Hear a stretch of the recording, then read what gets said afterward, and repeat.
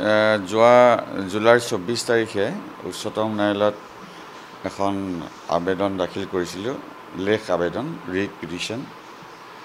আৰু সেই আবেদনৰ শুনানি, প্ৰথম শুনানিটো যোৱাকালি হৈ গ'ল।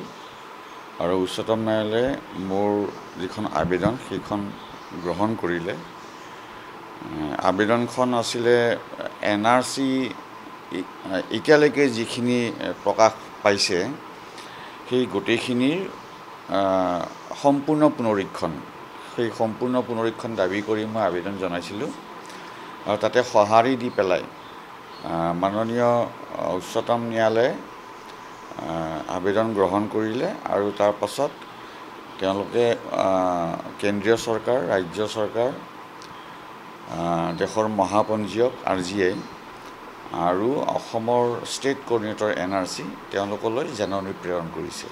কৰ্তন বুলি মই একে আষাৰে নকওঁ, কাৰণ মই যেতিয়া পদবীত আছিলোঁ, চাকৰিত আছিলোঁ NRC ষ্টেট কোঅৰ্ডিনেটৰ হিচাপে, তেতিয়া মই এই NRC কাগজ পাতিবোৰ চালি জাৰি চাইছিলোঁ। তেতিয়া দুইফালে ভুল পাইছিলোঁ। কিছুমান অনাকাংক্ষিত লোকৰ নাম NRCত সোমাইছিলে, বহু লাখ হ'ব। আৰু ঠিক তেনেদৰে কিছুমান থলুৱা লোকৰ নাম, খিলঞ্জীয়াৰ নাম বা অন্য ভাৰতীয় নামো NRCৰ পৰা বাদ পৰিছে। গতিকে এজ এ হোল গোটেইখিনিতে ভুল আছিলে, মানে সোমাওঁতেও ভুল আছিলে, ওলাওঁতেও ভুল আছিলে। গতিকে NRCৰ পুনৰীক্ষণ কৰিলে এই ভুলবোৰ স্পষ্টকৈ ওলাই পৰিব। তাৰ ওপৰত যিটো শুধৰণি ব্যৱস্থা সেইটো কৰিলে এখন আমি শুদ্ধ NRC পাম।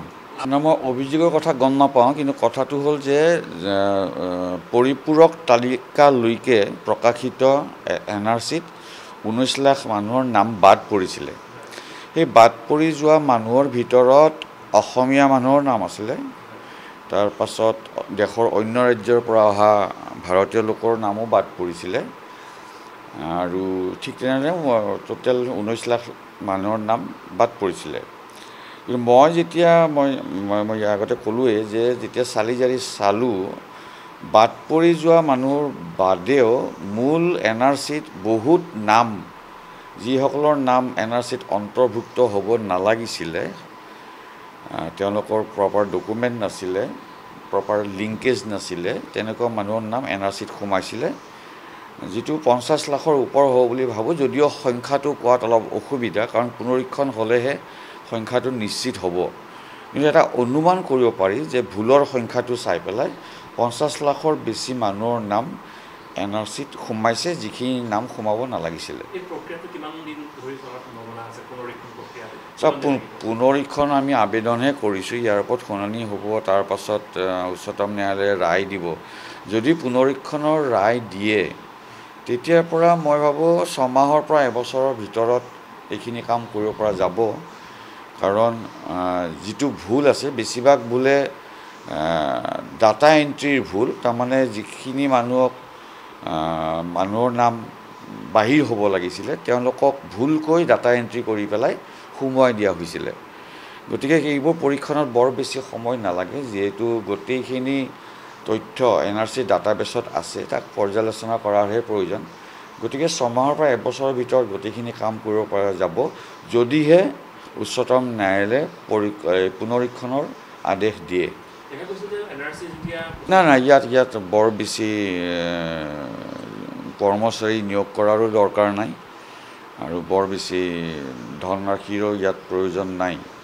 আৰু মই কৈছোঁৱে যে ডাটাবেছত গোটেইখিনি ডাটা আছে, তাৰ পৰ্যালোচনাহে কৰিব লাগে। গতিকে ন্যূনতম এটা ধনৰাশিৰ বিনিময়ত এইখিনি কৰিব পৰা যাব। উচ্ছেদিত লোকৰ কথাটো NRCৰ লগত সাঙুৰাটো ভুল হ'ব। মই দেখা পাইছোঁ যে ৰাজ্যৰ মুখ্যমন্ত্ৰীয়ে কৈছে যে সন্দেহযুক্ত বাংলাদেশী উচ্ছেদ কৰা হৈছে।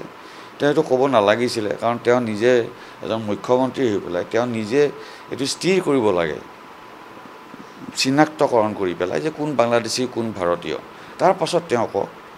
গতিকে উচ্ছেদিত মানুহৰ মাজত বাংলাদেশী থাকিব পাৰে, মই নাথাকিব বুলি কোৱা নাই, কিন্তু ভাৰতীয় থাকিব পাৰে। গতিকে সন্দেহযুক্ত বাংলাদেশীক উচ্ছেদ কৰা হৈছে, এইটো বাক্যটো সম্পূৰ্ণ ভুল। তেওঁ হয়তো কিবা ৰাজনৈতিক উদ্দেশ্যত কৈছে, কিন্তু এজন মুখ্যমন্ত্ৰী হিচাপে এইটো কথা ক'ব নালাগিছিলে। NRC এতিয়া অসমত এটা বিশেষ গোচৰৰ সংক্ৰান্তত NRC অসমত হৈছে। আপুনি নামতে চাব নেশ্যনেল ৰেজিষ্টাৰ অফ চিটিজেন্স, গতিকে নেশ্যনেলে হ'ব সদায়।